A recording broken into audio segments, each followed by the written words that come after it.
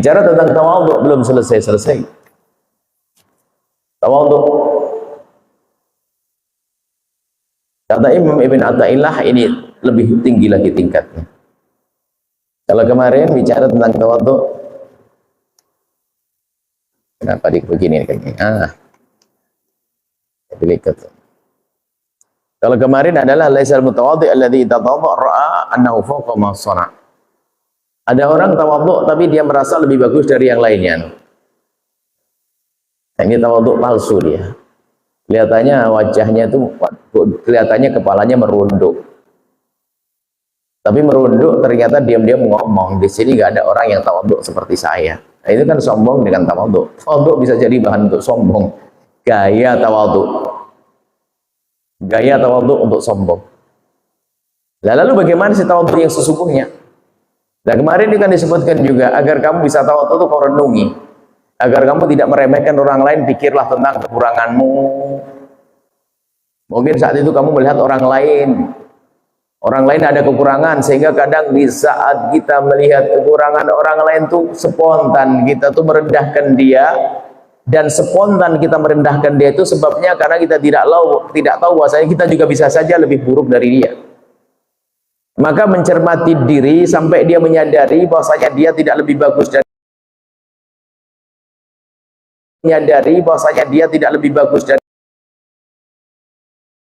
orang muda untuk tobat dan tidak sombong, merenungi tentang kekurangan kita. Apa sih kekurangan kita? Dan di saat kita mengetahui kekurangan kita dengan penuh kesadaran, maka susah saat itu sombong. Nah, permasalahannya adalah ini gambarannya ditingkatkan lagi oleh Imam Ibn Athaillah Sakandari. Setelah seseorang mencoba merenungi kekurangannya, nggak ketemu. Kenapa? Memang dia orangnya baik terus. Jaga lesan, insyaallah lesan saya tak jaga. Ini jaga semuanya. Lalu bagaimana meningkatkan ketawadhuannya? Di saat betul-betul dia memang orang perilakunya baik, hampir tidak punya dosa. Mungkin sekali, atau oleh Allah ditutup kekurangan dirinya, sehingga dia tidak bisa melihat kekurangan dirinya, bukan karena dia tidak insaf, memang oleh Allah dilupakan. Kalaupun ingat dia bakal menyesal dia, cuman tidak ingat. Berarti yang ditampakkan oleh Allah terhadap orang tersebut adalah amal kebaikannya sendiri. Lalu bagaimana untuk mengetahui kalau dirinya tawadhu? Atau bagaimana meningkatkan tawadhu kepada orang yang mohon maaf kerjaannya yang seandainya baik terus. Orang yang kerjaannya baik terus. Para kekasih Allah waliullah yang matanya terjaga, perilakunya terjaga, pokoknya deh dia deh. Keharaman dijauhi. Lalu bagaimana meningkatkan ketawadhuannya? Ini jawabannya, hikmah selanjutnya. At-tawadhu al-haqiqiyyu. Tawadhu yang sesungguhnya adalah huwa makana nasyi'an, yaitu tawadhu yang tumbuh, yang hadir an syuhudi 'azamatihi, karena seorang hamba tersebut bisa menyaksikan keagungan Allah, bukan hebat ya kebaikan yang dilakukannya. Bisa menyaksikan keagungan Allah. Wa tajalli sifatihi, dan tampaknya di mata dan hatinya tentang sifat-sifat keagungan Allah Subhanahu wa taala.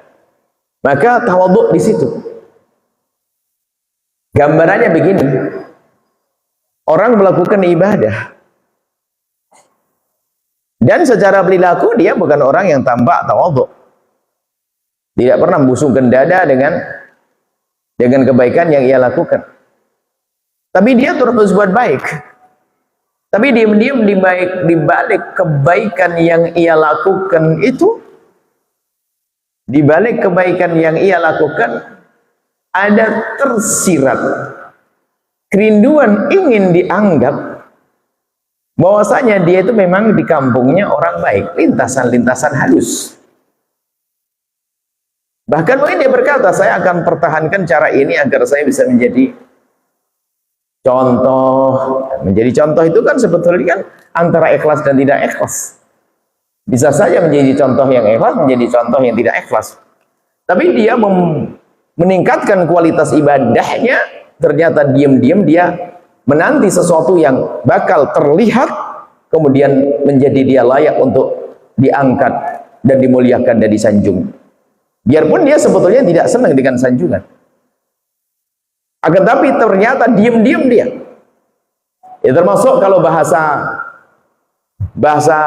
ilmu tasawuf adalah menanti-nanti keramat yang ditampakkan oleh Allah biar bisa begini dan sebagainya. Karena itu semua akan menjadi sebab disanjung oleh manusia. Lah, ternyata kalau orang melakukan kebaikan ternyata tersirat di kalbunya itu adalah kerinduan yang halus tadi, ingin disanjung orang atau pengen jadi orang mulia deh, pokoknya harus menjadi baik. Kemudian merentek mana, mak? Keluarga baik-baik, sudah baik-baik, harus aku jaga, jangan sampai nanti di mata orang runtuh lah, mata orang runtuh lagi. Pokoknya harus aku jaga ini keluarga baik-baik, makanya dengan ibadah, bangun malam, tahajud, semuanya. Tapi ternyata di balik kebaikannya tersebut yang dilakukan itu ada sesuatu yang itu bukan Allah, yaitu apa? Kebaikan di mata manusia yang halus sekali,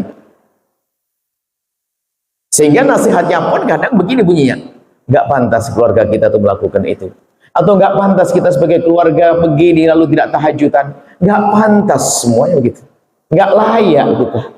Waduh, rupanya semua kebaikan bukan dihubungkan dengan Allah, akan dihubungkan dengan status di masyarakatnya, dan itu halus sekali. Berarti yang tampak bukan keagungan Allah, tapi rindu dia untuk diagungkan oleh manusia, walaupun sangat halus sekali. Maka bagi orang yang amalnya tampak baik-baik terus, hampir tidak ada kekurangan, secara pribadi adalah baik, secara keluarga baik, secara suku baik, misalnya, bagaimana untuk mengetahui apakah seseorang itu adalah tawadhu atau tidak tawadhu? Maka inilah at-tawadhu al-hakiki.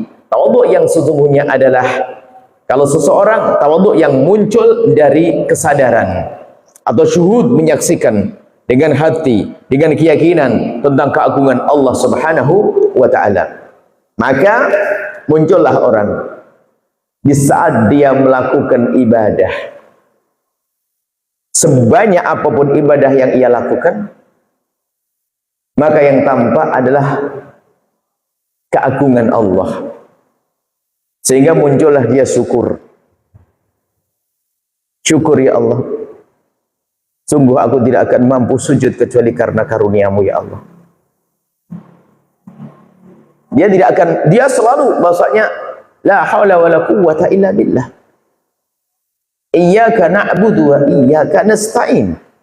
Dia menyadari betul makna kepada Allah lah menyembah, tapi nggak ada orang bisa mengabdikan dirinya kepada Allah sekecil apapun kecuali karena dipilih oleh Allah.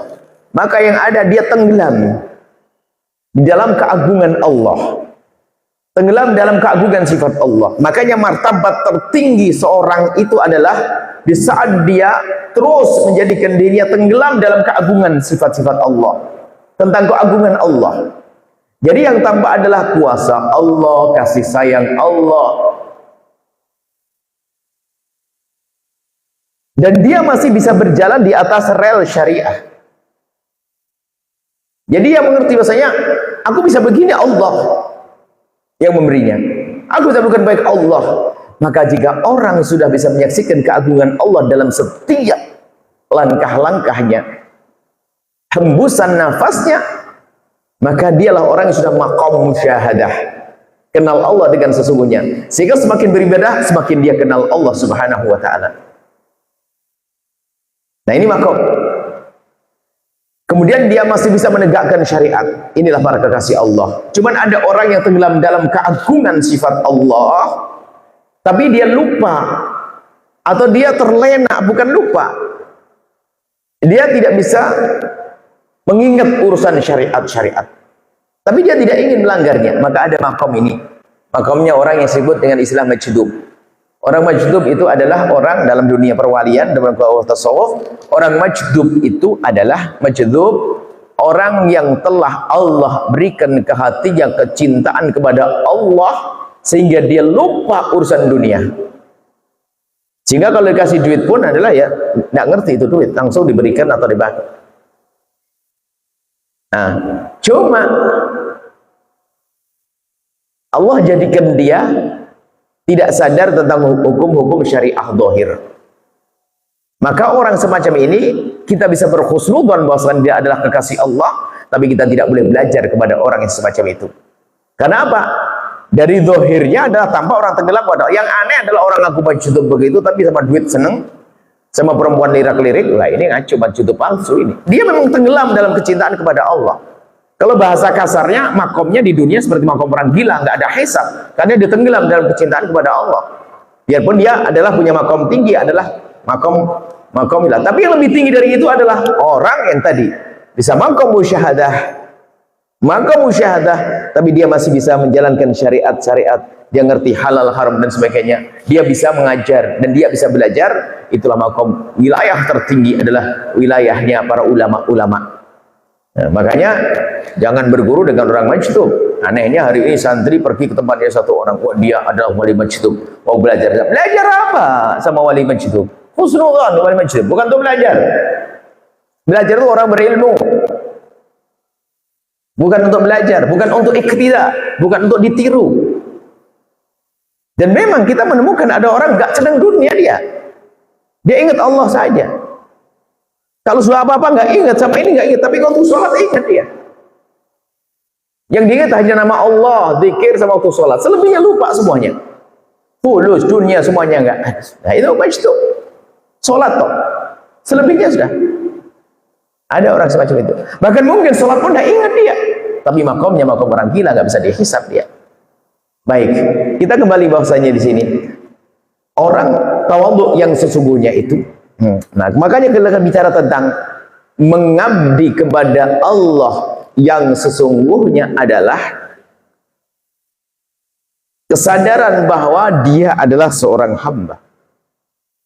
Semakin kuat kesadaran dirinya seorang hamba, maka secara otomatis akan semakin hebat pengabdiannya kepada Allah. Atau kebalikannya, semakin sadar akan keagungan Allah dan sifat-sifat Allah, maka semakin dia sadar kalau dirinya adalah hamba Allah. Secara otomatis itu. Kalau sudah di dalam hatinya dikuasai oleh pengagungan kepada Allah, maka dia akan menjadi kecil. Dia akan menjadi kecil, dia akan menjadi lemah. Dan orang semacam ini, apakah kebayang kalau dia akan sombong dengan sesamanya? Ini bab tawadhu tadi. Karena dia sudah dikuasai oleh pengagungan kepada Allah Subhanahu wa ta'ala. Jadi nggak melihat dirinya itu adalah bernilai. Dia menganggap rendah. Semuanya adalah Allah yang kasih. Aku ibadah karena Allah. Nggak mungkin dia merendahkan yang lainnya. Bahkan dia mengatakan, di saat aku bisa meninggalkan kemaksiatan karena pertolongan Allah, bukan karena usahaku dan cerepayaku, Allah nolong aku sehingga aku tidak bermaksiat. Nggak mungkin dia merendahkan orang bermaksiat. Nggak mungkin dia sombong. Bahkan di saat dia mendapatkan kekayaan, ini murni dari Allah. Jika aku bisa mencari uang karena kecerdasanku, kecerdasan Allah kasih kepadaku. Jika aku bisa mencari mitra-mitra kerja yang bagus, yang banyak, itu juga Allah yang kasih. Maka dia nggak akan bisa sombong. Nggak akan berkata, oh aku bisa melakukannya. Tidak. Maka dikatakan oleh Ibn Atha'illah, ini makom tinggi sekali. Makom ini, masalah tawadhu ini. Kita tingkatkan tentang bertawadhu. Sehingga tawadhu hakiki, di saat seseorang sudah bisa menyadari atau musyahadah, menyadari bahwasanya Allah Maha Agung dan semakin kuat kesadaran akan keagungan Allah, maka pasti dia akan merasakan semakin kuat kesadaran dirinya adalah hamba Allah. Hamba Allah. Sehingga beribadah kepada Allah itu adalah kita menampakkan kehambaan kita. Menyadarkan kepada diri kita kalau kita adalah hamba. Sehingga sholat kita menyadari kita hamba Allah.